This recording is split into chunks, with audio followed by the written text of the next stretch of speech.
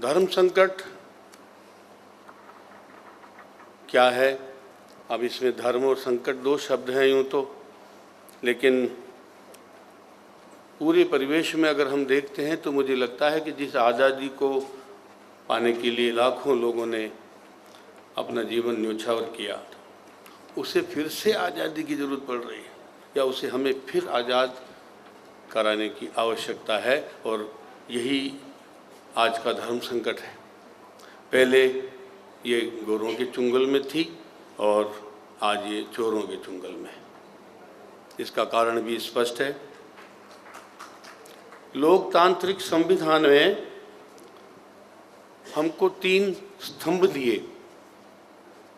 विधायिका, कार्यपालिका और न्यायपालिका, और उसके बाद जो था वो लोक था, समाज था, और इन दोनों के बीच में एक सेतु का काम करने के लिए मीडिया था।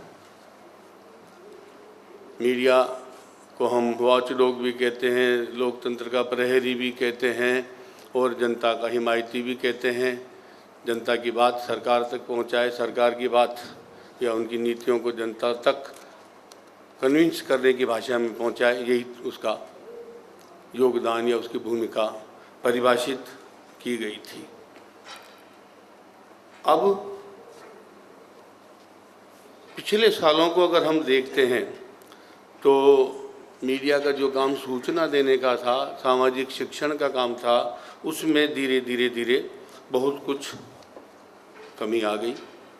उसकी जो भूमिका सामाजिक सौहार्द को लेके, संस्कृति को लेके, सभ्यता को लेके या मूल्यों को लेकर जो होनी थी, वो भी धीरे धीरे अब घटती जा रही है। और बल्कि मोटे रूप से हम देखें, मीडिया की साख तक खुद ही कम होती चली जा रही है।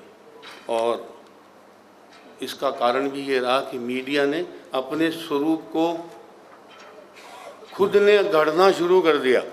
इसने अपना एक खुद का नया स्वरूप बना लिया, जो स्वरूप न जनता ने बना के उसको दिया, न संविधान ने उसको बना के दिया, और तीनों जो पाए थे उन्होंने भी उसमें कोई भूमिका नहीं निभाई, और मीडिया ने अपने आप को चौथा स्तंभ बना लिया।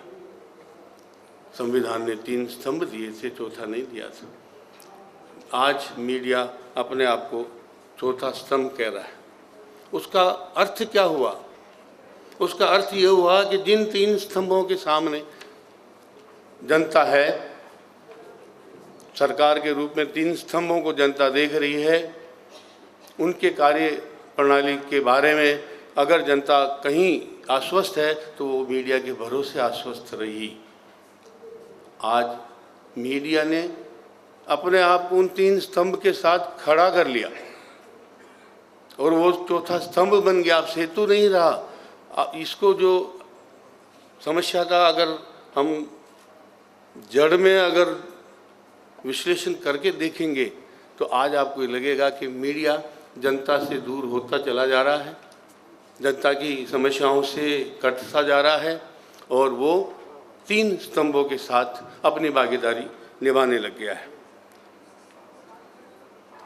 इसके कई परिणाम हमारे सामने आए, और सबसे बड़ा परिणाम ये था जो आज हमारे सामने समस्या है, जिसको आप भ्रष्टाचार की समस्या कह दें, निरंकुशता की समस्या कह दें। इन सब के पीछे जब हम बहुत गहराई से देखेंगे तो हमको ये बात समझ में आएगी कि ये भूमिका मीडिया की भूमिका के बदल जाने के कारण हुई। उसके साथ हम ये भी देख लें कि लोकतंत्र की जो हमारी ओरिजिनल परिभाषा थी, उसमें था of the people, for the people, by the people. आज एजुकेशन ने हमको इस तरह से तैयार कर दिया कि हम पढ़ाई करते करते करते समाज से इतने विमुख हो गए, इतने अकेले जीने के आदी बन गए। जो सूचना तंत्र नया हमारे सामने आया, नई तकनीक हमारे सामने आई, इंटरनेट, मीडिया, टीवी, जितने कुछ हमारे सामने आए, इन्होंने मेरे को अकेला जीना सिखा दिया। तब जिस अवधारणा को मैं लोकतंत्र की जड़ मानता था, जनता के द्वारा, बाय द पीपल, वो अवधारणा ही लुप्त हो गई। आप सोच के देखिए कि आज हमारी अपनी खुद की भूमिका लोकतंत्र को बचाने में या उसको समृद्ध करने में कितनी है, बात करने के अलावा नहीं है। हमारे पास सूचना के अधिकार हैं, आज इतने सालों से है, और हम सब पढ़े लिखे हैं, पर हम साल में कभी 1-2 बार भी काम लेते हैं। वहाँ सोचना पड़ेगा हमारी भूमिका क्या है। क्या हम बच्चों को इस बात के लिए जागरूक घर में भी करते हैं कि उन्हें समाज के लिए कुछ न कुछ करना है, कुछ न कुछ अवदान उनका समाज में होना चाहिए। बल्कि इस परिस्थिति तो ये हो गई कि हमारे पास बच्चों के लिए समय नहीं।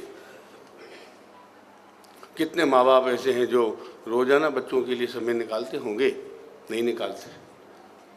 तब हम 2 परिस्थितियाँ एक जगह रख के देखें कि जब मेरी भूमिका लोकतंत्र को बचाने के लिए नहीं है, 5 साल में एक बार वोट दे के मैं सो जाता हूँ, इस 5 साल में मेरा जनप्रतिनिधि क्या करता है उस पर मेरा कोई अंकुश नहीं है, उससे मेरा कोई संवाद नहीं है, तब मैं उसकी आलोचना करके क्या कर लूँगा? और गलती मेरी है उसके ऊपर थोप कर क्या कर लूँगा? 5 साल आप अपने बच्चे को कुछ भी मत कहिए, देखिए वो आपके हाथ में रहता है या नहीं रहता? नहीं रहेगा।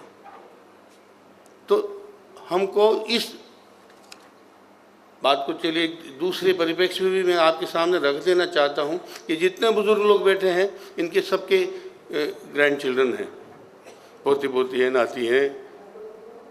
वो अपने घर में झांक के देखें कि इनमें से कोई भी ऐसा है जिसकी बात को उनके ग्रैंड चिल्ड्रन मानते हैं। नहीं मानते। ये मैं दावे, कोई भी एक मुझे बताए कि हाँ मानते हैं। चाहे वो खान पान की बात हो, पहनने की बात हो, कहीं जाने आने की बात हो, कुछ काम करने की बात हो, समझ या विचारों को स्वीकार करने की बात हो, कहीं भी नहीं मानते। मेरी पकड़ मेरी जिंदगी में कितनी है, ये सबसे बड़ा उदाहरण है इस बात का कि जिस घर का मैं मालिक हूं उस घर के भीतर जीने वाले बच्चे मेरी पकड़ से बाहर हो गए और मुझे पता ही नहीं, तब मेरी क्षमता सबसे पहले क्वेश्चनेबल होगी। पहला प्रश्न चिन्ह मेरी क्षमता पे लग गया कि मैं इतना भी नहीं समझ पा रहा हूँ और इतना भी कंट्रोल नहीं कर सकता, तब मेरी भूमिका उस लोकतंत्र के अंदर और उस समाज के मूल्यों को कंट्रोल करने के लिए यहाँ दिखाई देगी। और जो मेरा बच्चा घर में आए हुए मेहमान से मिलने नहीं आ रहा, नीचे बाहर नहीं आ रहा है, वो समाज के किसी भी काम में किसी योगदान देने लायक होगा? इसको भी मुझे इसी समय साथ साथ रख के देखना पड़ेगा, क्योंकि दोनों चीज़ साथ चल रही है। यही बच्चा कल लोकतंत्र को उसका कर्णधार होने वाला है। तो आज वो कैसा है, कल कैसा रहेगा, उसको भी मुझे देखना है। और इस बच्चे को मैं वापस किस तरह से ज़मीन से जोड़ूं, ये मेरा उत्तरदायित्व सबसे पहला हो गया। अगर इसको मैं आज ज़मीन से नहीं जोड़ूंगा तो मेरे लोकतंत्र की तरफ ये आंख उठा के भी नहीं देखने वाले बच्चे,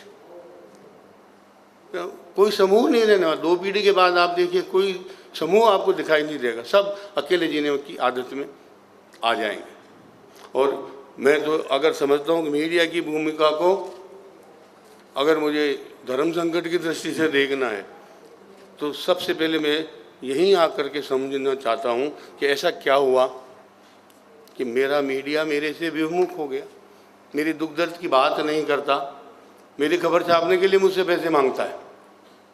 कहीं तो समझे हम हमारे उस मीडिया की भूमिका। मेरे जीवन में अब वो सेतु कहाँ है, मुझे उस सेतु को ढूंढना भी है और उसको फिर से सेतु बनाना है। अगर नहीं बना सके तो शायद हम इस मीडिया की भूमिका को फिर से परिभाषित पहले की तरह नहीं कर पाएंगे और तब हमारी बात को सरकार तक पहुंचाने वाला, हमारे तकलीफ़ों के लिए संघर्ष करने वाला कुछ भी नहीं बचेगा।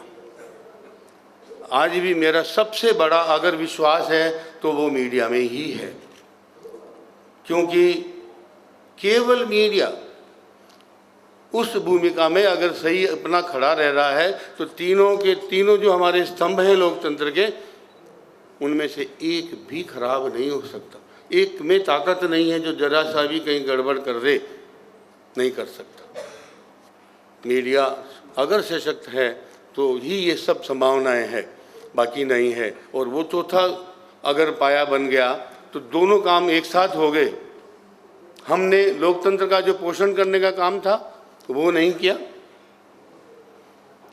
जो जनता के द्वारा जो लोकतंत्र का पोषण होना चाहिए वो हिस्सा जीरो हो गया।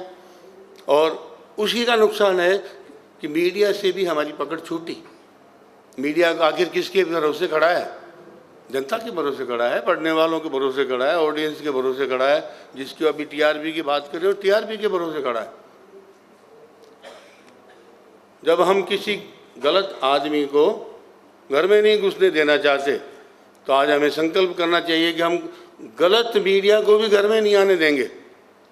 चाहे वो टीवी है, अखबार है, रेडियो है, कुछ भी है, अगर वो अपनी परिभाषित भूमिका के बाहर काम करता है, अपनी मर्यादा का उल्लंघन करके काम करता है, मेरे बच्चों को सही मार्गदर्शन नहीं दे पाता, उनको अगर मूल्यों की जानकारी नहीं देता, मूल्यपरक सूचनाएं नहीं देता, मेरे घर में घुसने लायक नहीं है। और मैं आपको एक बात और बता दूं, मीडिया आज अपना 2 पैसे का भी कहीं नुकसान हो जाएगा तो सहन नहीं करेगा, कभी नहीं कर सकता है निश्चित। सबसे ज़्यादा सेंसिटिव है तो वो अपने उस प्रॉफिट के लिए है। और अगर उसको ये पता लग गया कि मेरे को लोगों ने घर में घुसना बंद कर दिया, ये मेरी गारंटी 1 महीने में कितना ही पावरफुल चैनल हो, अखबार हो, मैगजीन हो, लाइन पे आ जाए। और यही एक ज़रूरत है आज की, और वो तभी पूरी होगी जब हम अपनी भूमिका, जनता के द्वारा जो हमारी भूमिका है, उसको हम वापस अपने हाथ में लेने का संकल्प करेंगे। नहीं तो नहीं कर पाएंगे। तभी ये चौथा स्तंभ भी वापस सेतु का काम करेगा और तभी हम उनसे लड़ने के लिए सक्षम होंगे। पर वो संकल्प कैसे, वो नहीं हो रहा है हमारे सामने। फिर हम बच्चों को संकल्पित कैसे करने वाले? और संकल्प मेरी जिंदगी का सबसे बड़ा रास्ता है, धर्म है मेरा संकल्प। जिसके पास संकल्प नहीं है उसके पास, उसकी जिंदगी के उसके पास रास्ता ही नहीं है जीने के लिए।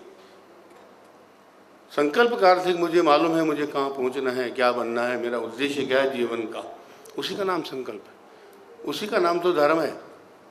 वही मेरी पहचान बनता है समाज में, और मुझे वही संकल्प मेरे जीवन का परिष्कार करता है, निखार करता है, पोषण करता है। और आज की ये एक बहुत बड़ी कमी भी ये भी है कि हम संकल्प करके नहीं जी पा रहे। अगर संकल्प से जिएंगे तो शायद हमारा मार्ग इतना अच्छा तय होगा कि हम उस एक पटरी से इधर उधर हो भी नहीं पाएंगे। और उसके बिना संकल्प क्या है? मन में जो इच्छा है उसको पूरी करने के लिए तो हम जी रहे हैं। उस इच्छा का नाम संकल्प है कि कौन सी इच्छा मुझे पूरी करनी है।